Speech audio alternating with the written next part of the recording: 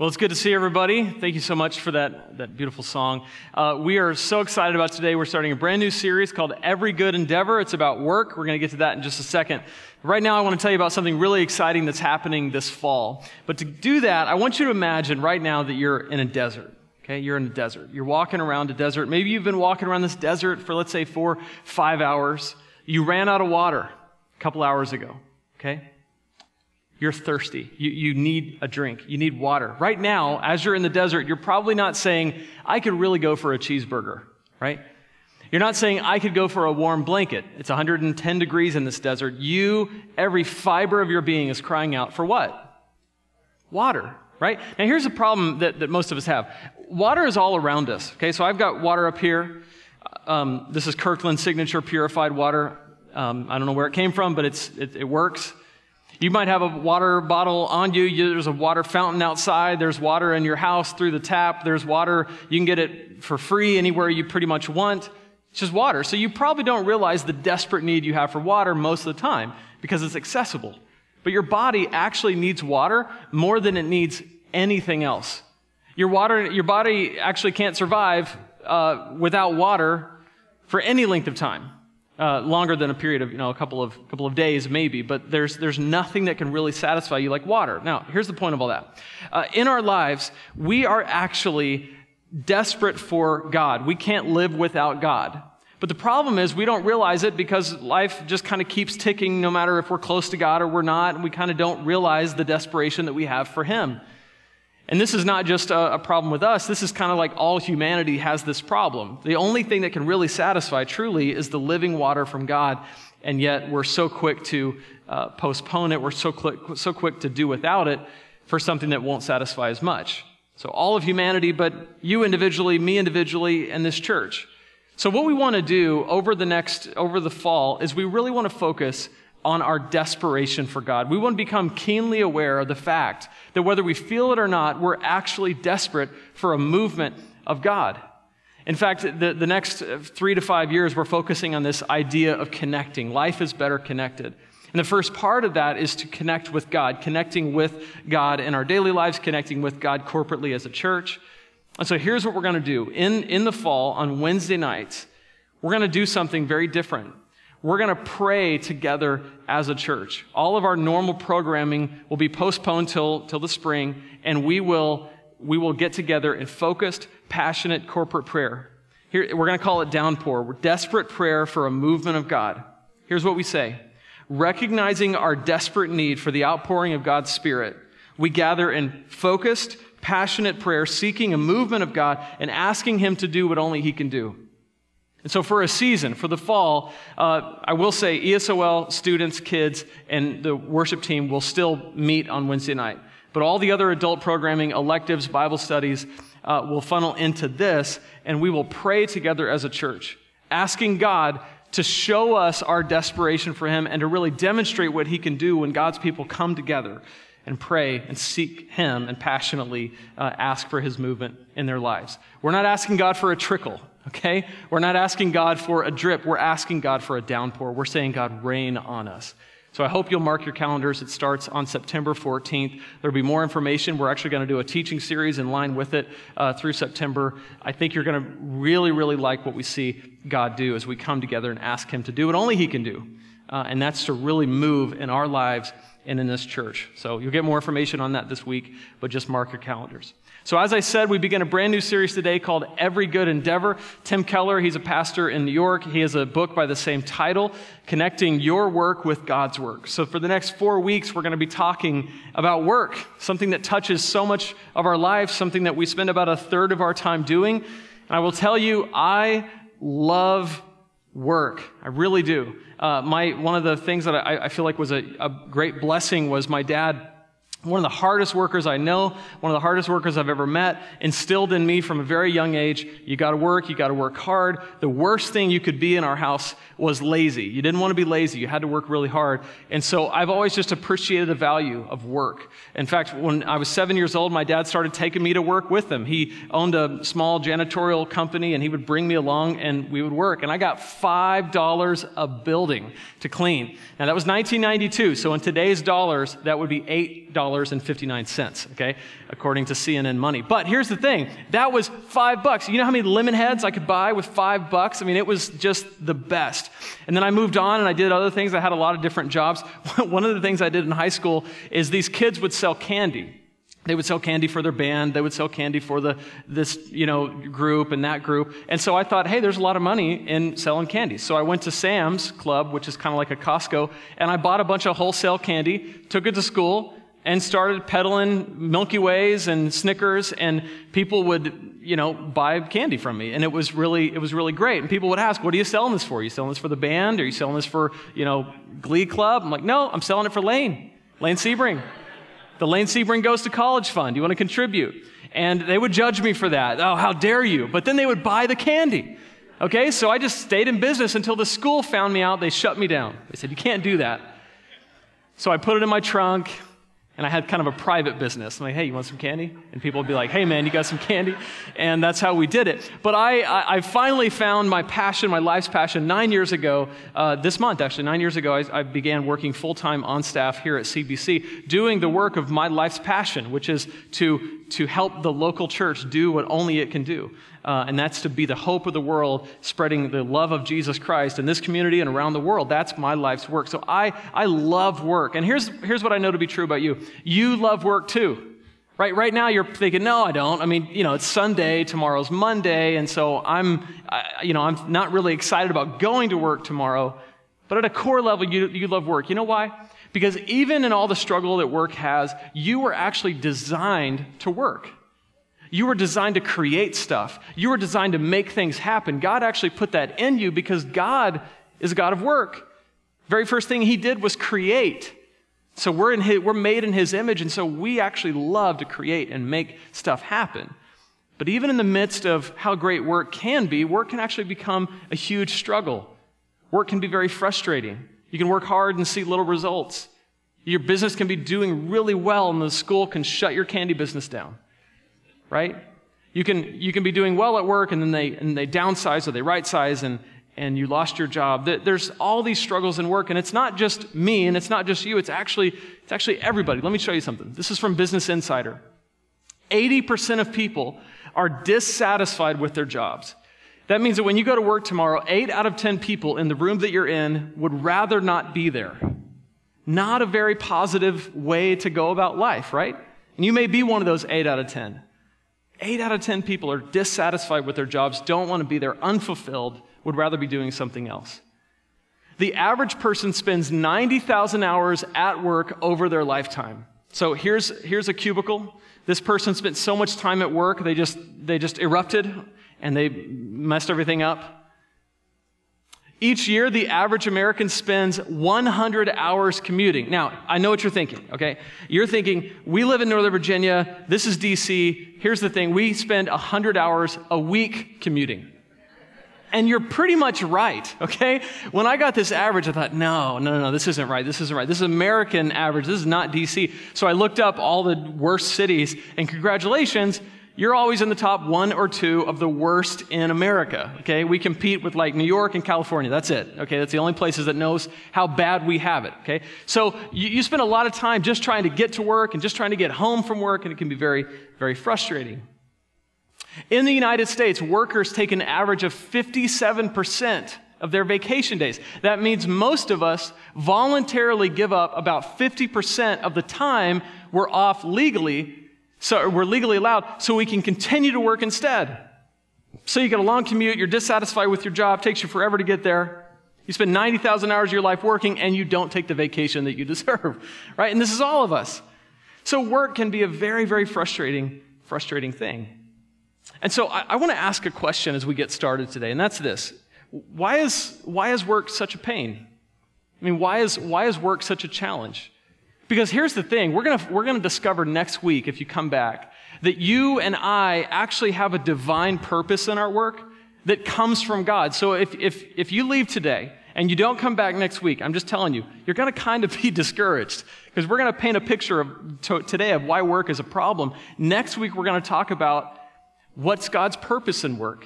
And how did he design it? And how can we thrive in it? So come back next week. Then week 3, we're going to talk about balance and rest. If you've ever suffered from workaholism, where you just are always working, you can't turn it off. Maybe your family suffers, maybe you suffer because you just cannot shut work off. Don't miss week 3. And then week 4, we're going to talk about redeeming work, how God can have a gospel purpose in our work, that in whatever we do, we can do it for the glory of God to share his love with the rest of the world. But today, like I said, we're going to talk about how work goes wrong. We're going to answer this question: why is it such a pain? If it's designed by God and it's something that he created, then why can it be such a pain, so hard, so painful? And to answer this question, we're going to go to Genesis chapter 3. So if you have your Bibles, you can turn to Genesis chapter 3.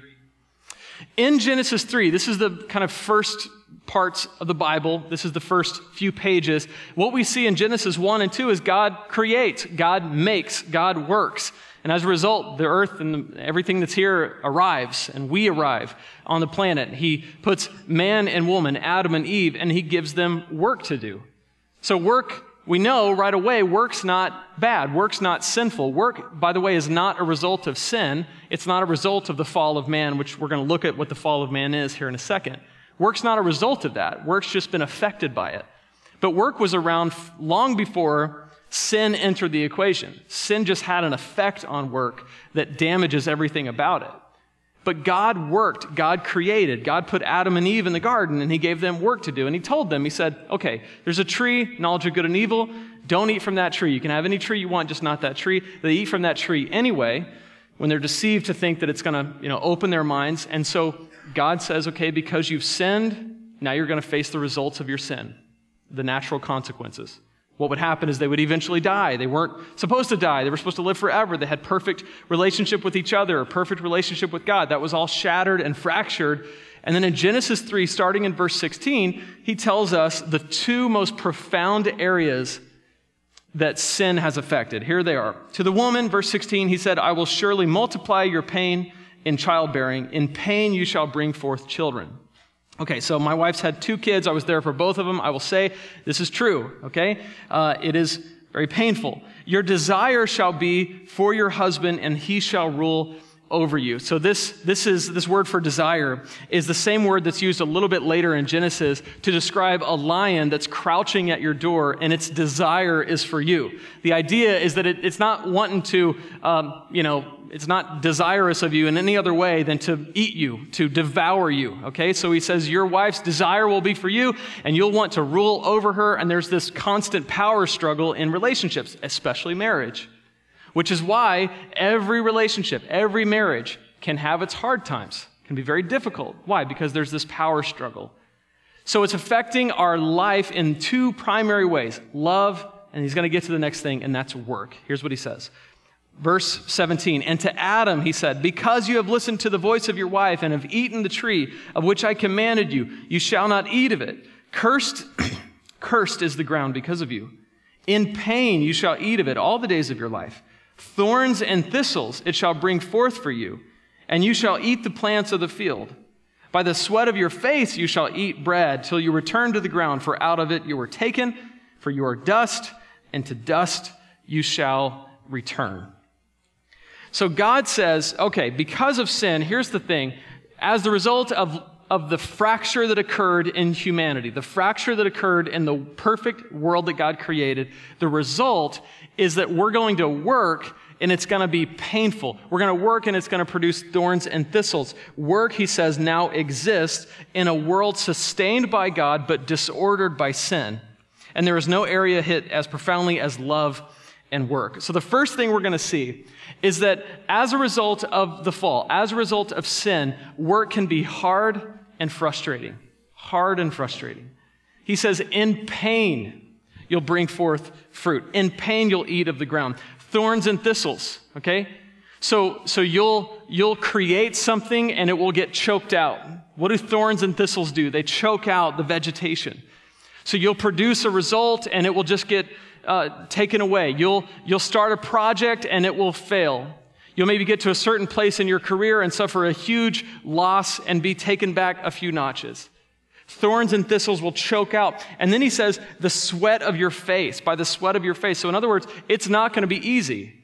It's not easy to work. This is why so many people have this kind of weird fantasy about, oh, let's win the lottery, right? That'll do it. You're more likely to get killed by a, coconut falling off of a palm tree than you are to win the lottery, but people still try it. Why? Because they want to avoid the pain that comes with work. They want to avoid this sweat on my face that is caused by trying to work. And the sad thing is that most people who win end up destructing their lives anyway because we were designed to work. There's something good in all of this pain.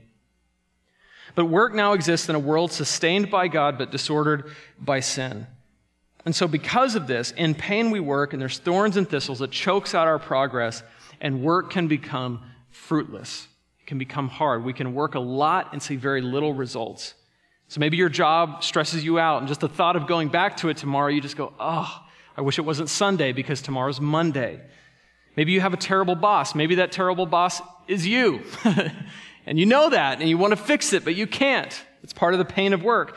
Maybe your project has failed or is going to fail. Your contract's not going to be renewed. Maybe they shut your candy business down. Who knows what happened to you, but work is very painful. Maybe you're a teacher, and you're looking forward to the new year, but you're just discouraged because you know there's going to be kids who just will not learn no matter what you do. And you pour all your heart and your blood and your sweat and your tears into preparing lessons and really trying to think creatively about how to deliver this knowledge to these children, and they're not going to respond.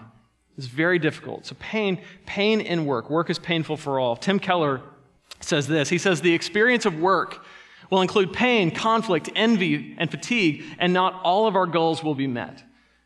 So that's number one. Work is hard and frustrating. The second thing we see is that work can be pointless. Work can be pointless. There's a man in the Old Testament. His name's Solomon. Solomon wrote a lot of different books, Proverbs, some others. He wrote one called Ecclesiastes. If you've never read Ecclesiastes, you totally should. It's a really great book, and it can be very depressing if you don't understand what the book is about. Because Solomon has all this wealth and all this power, and he sets out and he says, what can make me happy? What can make me happy under the sun? And he uses this phrase, under the sun, to describe life without God's involvement.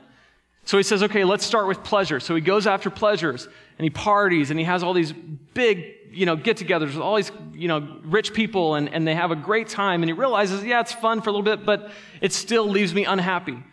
So then he says, okay, well, let's try work. Let's try accomplishing something. So Solomon decides, I'm going to put my mind and my hand to a task, and I'm going to accomplish something. And from that, here's what he had to say. He said, I hated all my toil in which I toiled under the sun. Remember, apart from God, without God's involvement. I hated it, seeing that I must leave it to the man who will come after me. And who knows whether he will be wise or a fool, yet he will be master of all for which I toiled and used my wisdom under the sun. This is also vanity. So he says, okay, I'm going to work really hard. I'm going to do all this stuff. I'm going to accomplish all this. I'm going to build all this wealth, and then I got to leave it anyway. I'm going to die, and someone else is going to take it, and who knows if that person will be responsible or not. So maybe you build your business and you hand it off to your son or your daughter, and they don't, manage it well, and it falls apart, and you think, well, why did I go to all that trouble? You're going to leave all this stuff to people who may or may not work with it. Maybe you save up your whole, married life to send your kids to college, and they party it away first semester, all the money. And you wonder, why did we do all that work? Yet he will be master. This will be left to someone else. He goes on. And he says, because sometimes a person who has toiled with wisdom and knowledge and skill must leave everything to be enjoyed by someone who did not toil. He's like, this is not fair. This is also vanity and a great evil. He finishes this thought. He says, what has a man from all the toil and striving of heart with which he toils beneath the sun? What has a man? In Ecclesiastes 3:9, just one chapter later, he asks another question, another rhetorical question. He says, what do people get from all of their hard work? I mean, what's really the point? What's really the reward? Because for all his days, this is the worker, this is the toiler, for all his days are full of sorrow, and his work is a vexation. It's frustrating. It doesn't produce the results that you want. Even in the night, his heart does not rest. This is also vanity. So he says, okay, work is hard, it's painful, it's frustrating, and at night you can't even sleep because you're thinking about it. right? If you're waking up at night and you're worried about something, it's either about your marriage or kids or your job. Just always about that. Your relationships in life or your job. Who's that person? The person that's giving me a hard time, my boss that's unrelenting, they don't appreciate me, am I going to still be there? Is there going to be a company when I get there tomorrow? All these different things that are going through our mind. And he says we work hard all day long, 90,000 hours of our life, 100 hours commuting a year. And then when we go to sleep, we can't even stop thinking about it. And he says he calls it vanity. That's one of his ways of saying, hey, under the sun, there's a lot of things we deal with. There's a lot of things we deal with apart from God. And there's a lot of things we stress about, and it's all a big waste of time. Now again, we're going to see as we go through this series that the key in his statement is this under the sun. Without God, even work doesn't fulfill. Which is why the third thing that we see is that work will sometimes lead to selfishness and idolatry. So work can be pointless, it can be hard and frustrating, which often leads us to say, okay, I'll just put more into it, right? I'll just build a bigger business. I'll just make more money. I'll just stay a little bit later than everybody else. I'll just come in a little bit earlier than everybody else does. I'll just try to pour everything I can to make this better, to make myself more in line with my work. It can lead to selfishness and idolatry. It can lead to selfishness. I work for me. Anything I need to do to get ahead. It can also lead to idolatry. It can lead to idolatry. What is idolatry? Well, an idol is something that is a good thing that we make into a God thing, right? God commands us to only worship Him. Why? Because only God deserves our worship. That's number one. But number two, it's because God actually designed us. He created us to live in light of who He is and to worship Him and give our recognition and our life to Him. And in that, we experience the greatest possible satisfaction that we could have. So an idol is anything that comes along and takes the place of God in our life. So instead of worshiping God and looking to Him for our satisfaction, we actually look to something else. And work can easily become the thing that we look at, the thing that we worship.